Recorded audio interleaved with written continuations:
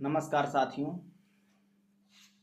मैं आपको बता दूं कि ये जो यूजीसी एक्ट 1956 का एक्ट है, जिस पर 2026 में कुछ बदलाव किए गए हैं, जो कि छात्र समाज को तोड़ना चाह रही है, उसे वर्गों में बांटना चाह रही है।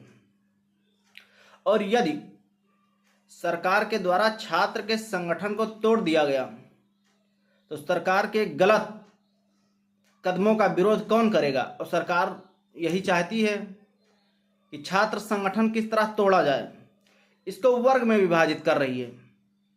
जब लोकतांत्रिक देश में वर्गों की बात की ही नहीं गई है तो फिर वर्ग में तोड़ने का अधिकार किस सरकार को दिया गया है। यह पूर्ण रूप से गलत कानून है, जिसे जाति विशेष में बांटने का कार्य कर रही है। जब हम इस गजट ऑफ इंडिया के ऊपरी भाग को देखते हैं तो इसमें समानता की बात की गई है, लेकिन जैसे हम अंदर एंट्री करते हैं तो इसमें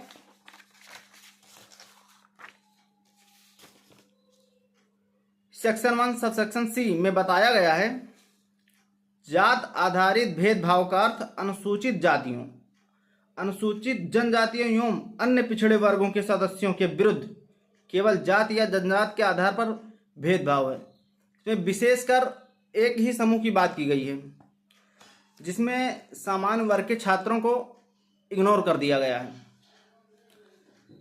इससे यह साफ जाहिर होता है कि ये सरकार सभी को वर्गों में बांटना चाहती है, जिसके माध्यम से सभी वर्ग एकत्रित होकर के किसी उनके गलत फैसले का विरोध ना कर सकें।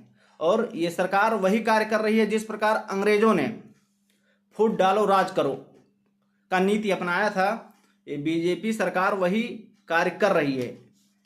यह सर्व समाज को पढ़ना चाहिए। यूजीसी एक्ट के बारे में जो 13 जनवरी 2026 को लागू किया गया है, और इस पर पुनर्विचार करने के लिए एक जन समूह की आंदोलन करना चाहिए, जिस पर सरकार को पुनर्विचार करने पर विवश किया जा सके। क्योंकि सरकार मनमाने ढंग से कोई भी कार्य इस देश लोकतांत्रिक देश में नहीं कर सकती है, क्योंकि यहाँ पर सर्व समाज की बात की जाती है, किसी विशेष जाति आधारित बात नहीं करना चाहिए। जिस प्रकार बीजेपी गवर्नमेंट तानाशाही कर रही है, यह बिल्कुल हमारे देश के लिए हानिकारक है, और यह आगे चल करके एक बहुत बड़ा खतरनाक रूप धारण करेगा, जिससे बच्चों को आपस में तोड़ने का कार्य करेगा।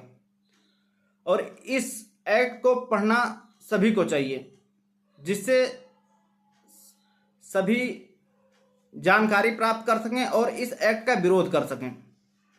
धन्यवाद। आप हमसे जुड़े रहिए। मैं आगे इस एक्ट का विमर्श विचार करके पूर्ण रूप से आपको जानकारी देता रहूँगा। धन्यवाद।